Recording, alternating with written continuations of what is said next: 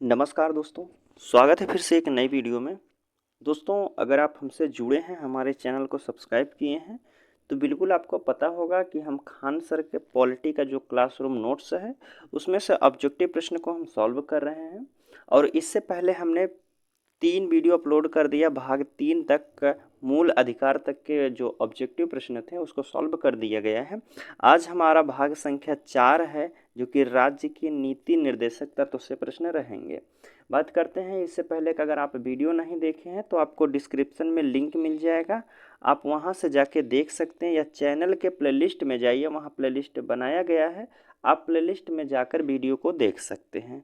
ठीक है दोस्तों, अगर बात करते हैं यह जो क्लासरूम नोट्स है खान सर का, इसका पीडीएफ आप डाउनलोड करना चाहते हैं तो डिस्क्रिप्शन में टेलीग्राम चैनल का लिंक दिया गया है, आप वहां से जाकर टेलीग्राम से पीडीएफ को डाउनलोड कर सकते हैं।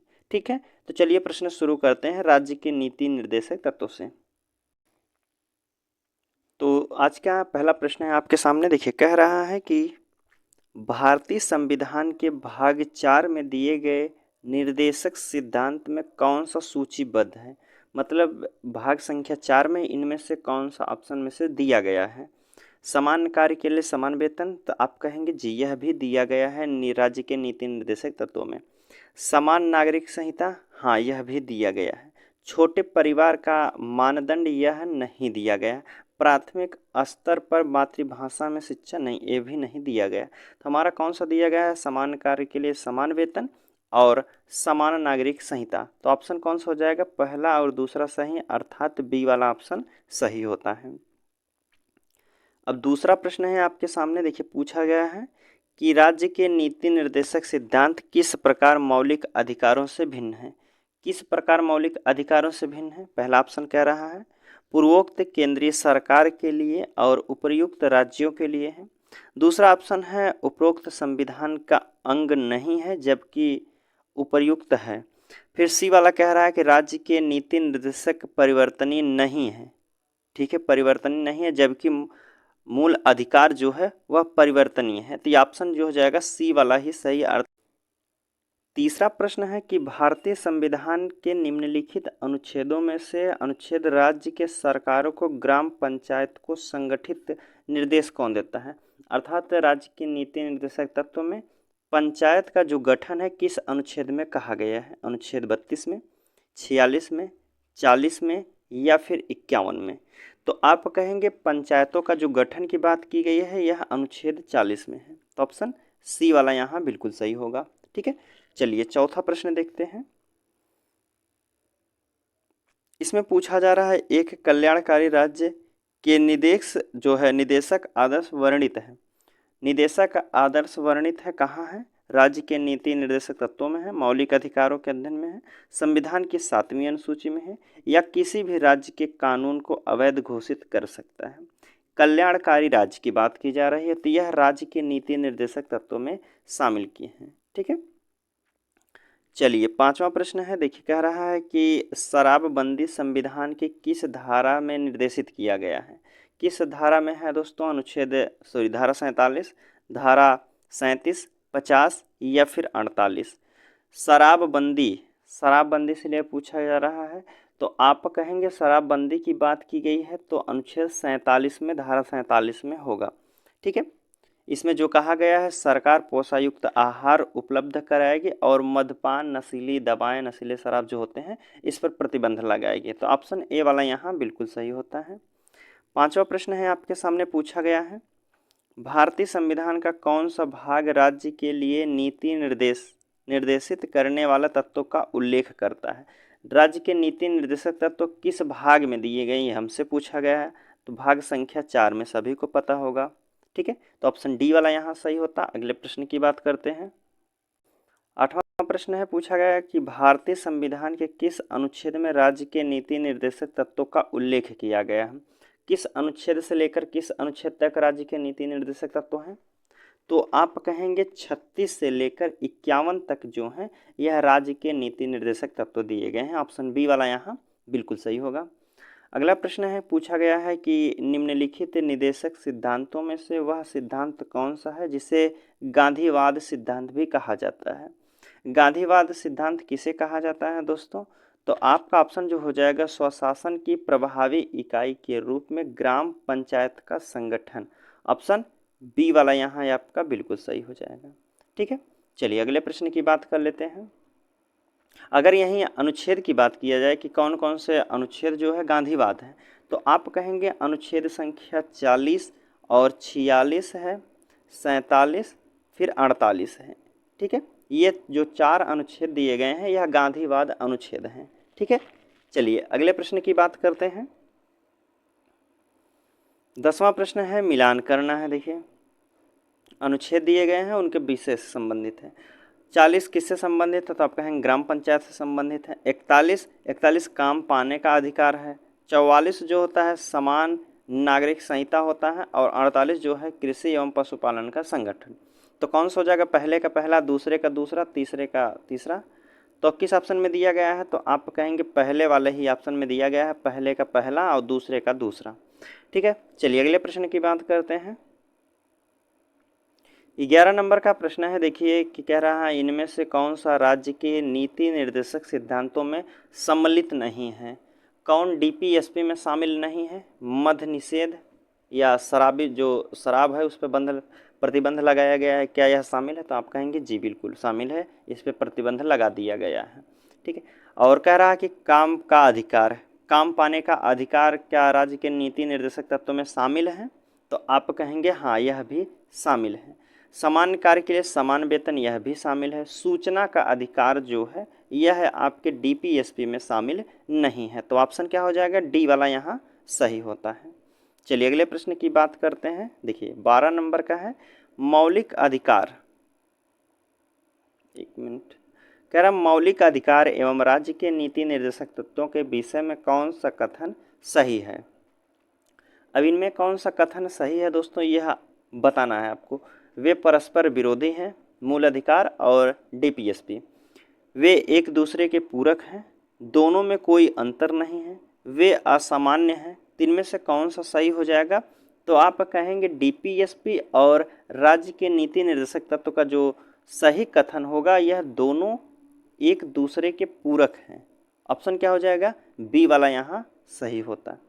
चलिए अगले प्रश्न की बात करते हैं 13 नंबर का। देखिए पूछा गया है भारतीय संविधान के किस अनुच्छेद द्वारा अनुसूचित जाति और अनुसूचित जनजाति अन्य दुर्बल वर्गों के शिक्षा और अर्थ संबंधित हितों की अभिवृद्धि का उपबंध किया गया है।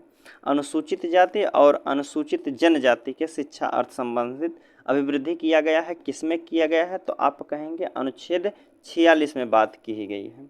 ठीक है, चलिए अगले प्रश्न की बात करते हैं। पूछा जा रहा है कि भारतीय संविधान में सम्मिलित नीति निर्देशक तत्वों की प्रेरणा हमें कहाँ संविधान से ली गई है। जो डीपीएसपी लिया गया है राज्य के नीति निर्देशक तत्व किस संविधान से लिया गया है, ऑस्ट्रेलिया के, अमेरिका के, फ्रांस से या फिर आयरलैंड से। तो आप कहेंगे डीपीएसपी जो लिया गया है यह आयरलैंड के संविधान से लिया गया है। और आयरलैंड किस देश के संविधान से लिया है, तो आप कहेंगे स्पेन से लिया है। ठीक है, चलिए अगले प्रश्न की बात करते हैं। देखिए 15 नंबर का प्रश्न है। इसमें पूछा जा रहा है कि भारतीय संविधान का कौन सा अनुच्छेद भारत की विदेशी नीति से संबंधित है। भारत की विदेश नीति से संबंधित कौन सा अनुच्छेद है, तो आप कहेंगे अनुच्छेद संख्या 51 है जो यह विदेशी नीति से संबंधित है। अगला प्रश्न है, कह रहा है कि राज्य के नीति निर्देशक सिद्धांतों का निम्नलिखित अनुच्छेदों में से कौन सा अंतर्राष्ट्रीय शांति और सुरक्षा से संबंधित है। अंतर्राष्ट्रीय शांति सुरक्षा की जब भी बात की जाए तो यह अनुच्छेद आपका 51 होता है। ठीक है, चलिए अगला प्रश्न है 17 नंबर का। देखिए भारत में निम्नलिखित में से किसके अंतर्गत पंचायती राज प्रणाली की व्यवस्था की गई है। किसके अंतर्गत पंचायती राज प्रणाली की व्यवस्था की गई है, मौलिक अधिकार में या फिर मौलिक कर्तव्य में, राज्य के नीति निर्देशक सिद्धांत या फिर चुनाव आयोग अधिनियम में। तो पंचायत का गठन की जो बात की गई है यह राज्य की नीति निर्देशक तत्व में शामिल है जो कि अनुच्छेद संख्या 40 में है। चलिए अगला प्रश्न है, कह रहा है कि संविधान के किस अनुच्छेद के द्वारा उद्योग के प्रबंधन में कामगारों की भागीदारी का प्रावधान दिया गया है।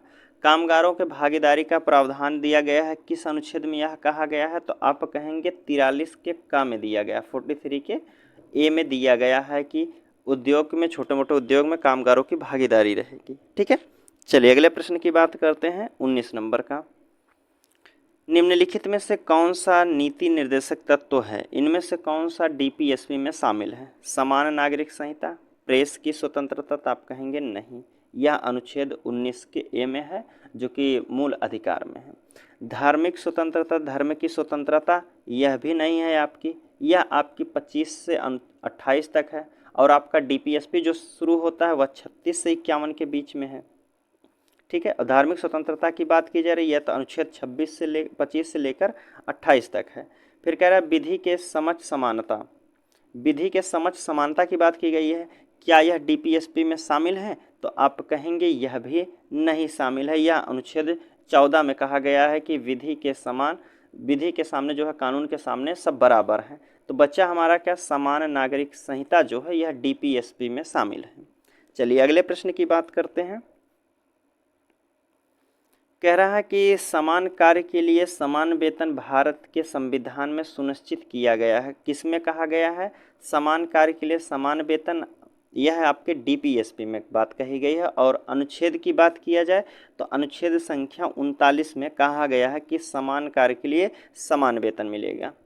अगला प्रश्न है कि इनमें से कौन सा राज्य के नीति निर्देशक सिद्धांतों में सम्मिलित नहीं है?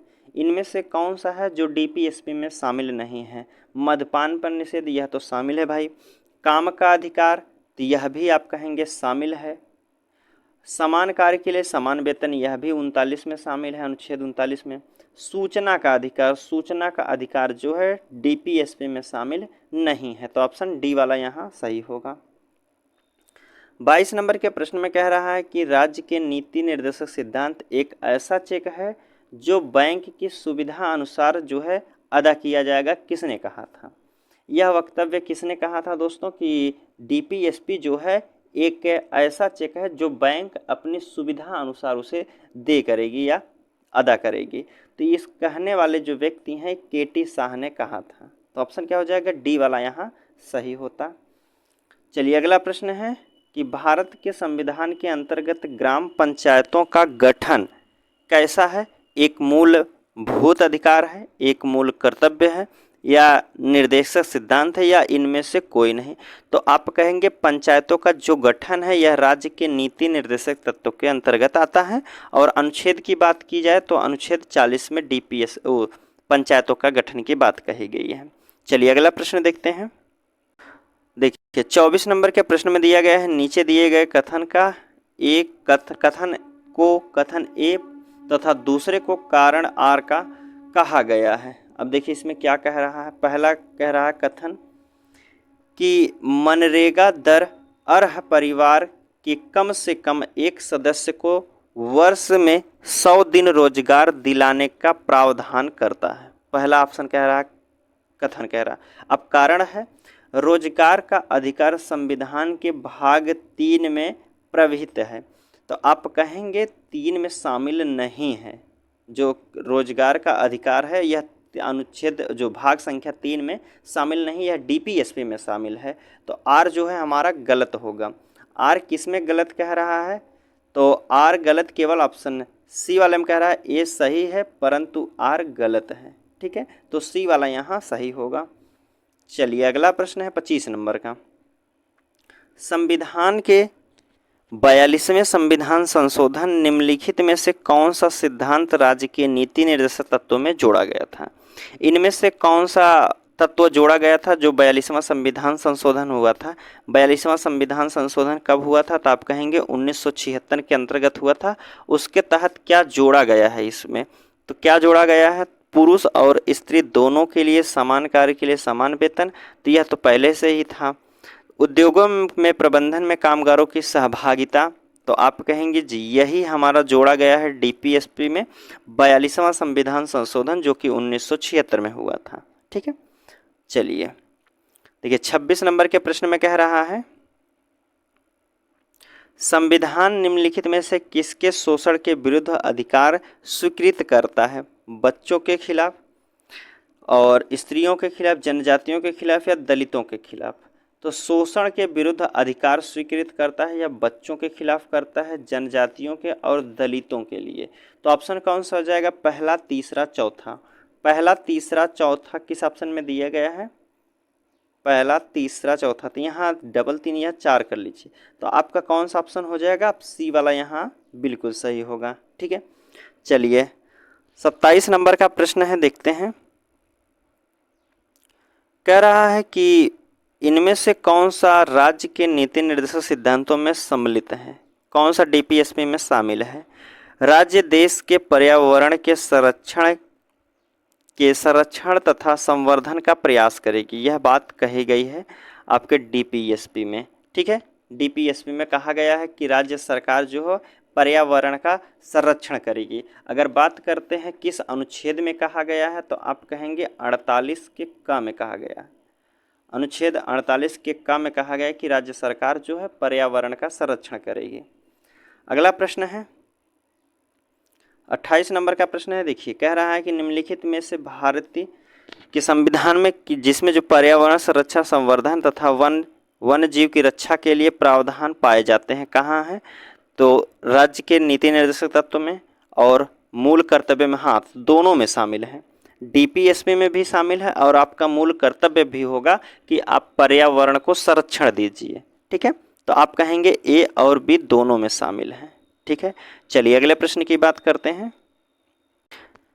इसमें पूछा जा रहा है कि निम्नलिखित में से कौन सा एक राज्य नीति निर्देशक सिद्धांत संविधान में बाद में जोड़ा गया था? इनमें से कौन सा जो है संविधान बाद में जोड़ा गया था?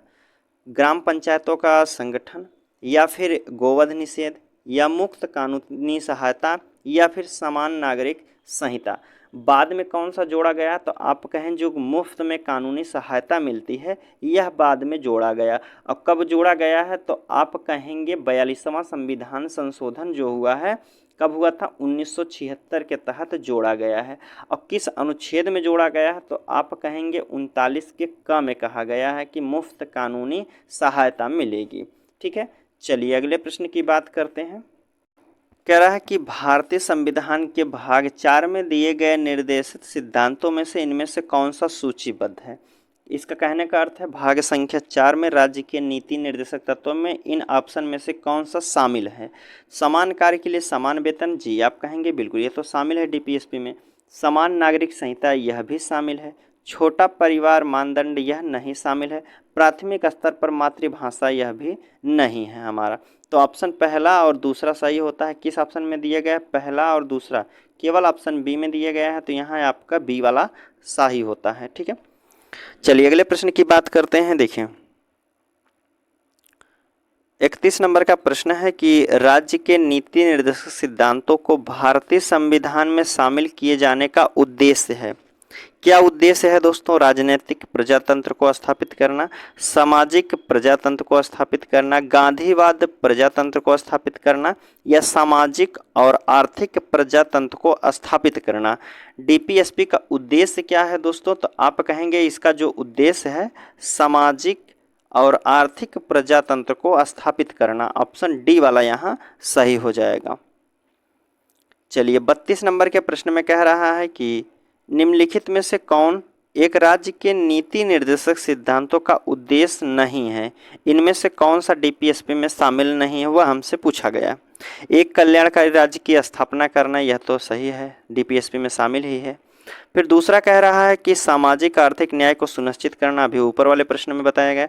एक धार्मिक राज्य की स्थापना करना, या फिर एक धर्मनिरपेक्ष राज्य की स्थापना करना। तो डीपीएसपी में जो शामिल है एक धर्मनिरपेक्ष राज्य की स्थापना करना, ना कि एक धार्मिक राज्य की स्थापना करना।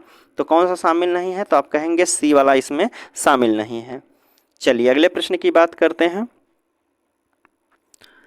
33 नंबर के प्रश्न में कह रहा है कि भारत के संविधान के संदर्भ में राज्य के नीति निर्देशक तत्व हैं, विधायिका के कृत्यों पर निर्बंधन करते हैं और कार्यपालिका के कृत्यों पर निर्बंधन करते हैं।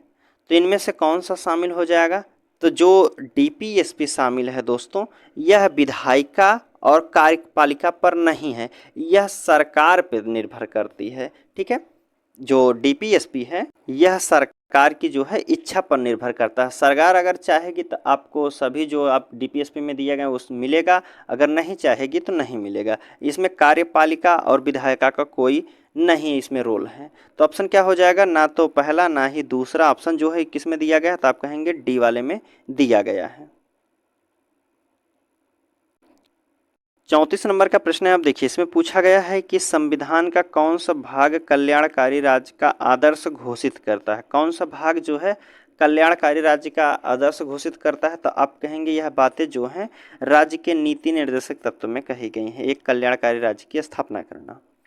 चलिए अगला प्रश्न है 35 नंबर का, देखिए कह रहा है कि राज्य के नीति निर्देशक तत्व सहज अध्ययन के लिए निम्न में से कौन से भागों में विभाजित किया जा सकते हैं। किन भागों में विभाजित किया जा सकता है, समाजवादी, उदारवादी, बौद्धिकतावादी या फिर गांधीवादी या फिर उपयुक्त सभी।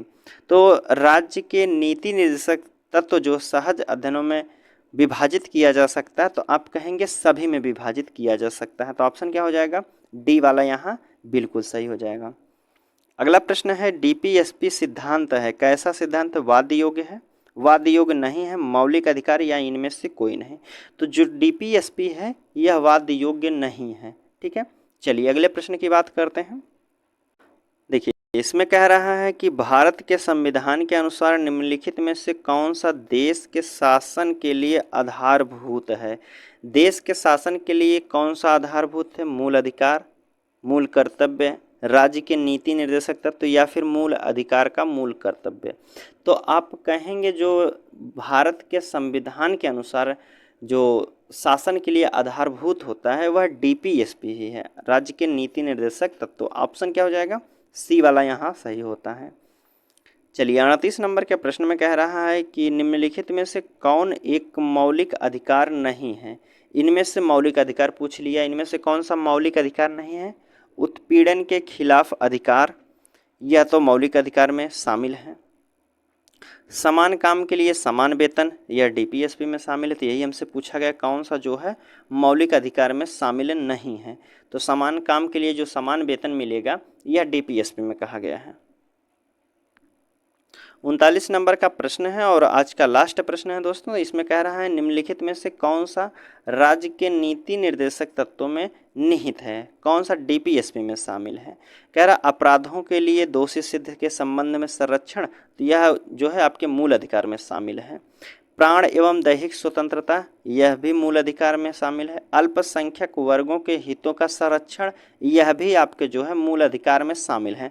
तो बच्चा हमारा कौन सा, डी वाला ऑप्शन, जो पुरुष और स्त्री दोनों के लिए समान काम के लिए समान वेतन दिया जाएगा। और यह किस अनुच्छेद में कहा गया है, तो आप कहेंगे अनुच्छेद संख्या 39 में कहा गया कि चाहे पुरुष हो या महिला हो, अगर दोनों एक ही काम को करते हैं तो बराबर उनको पैसा दिया जाएगा।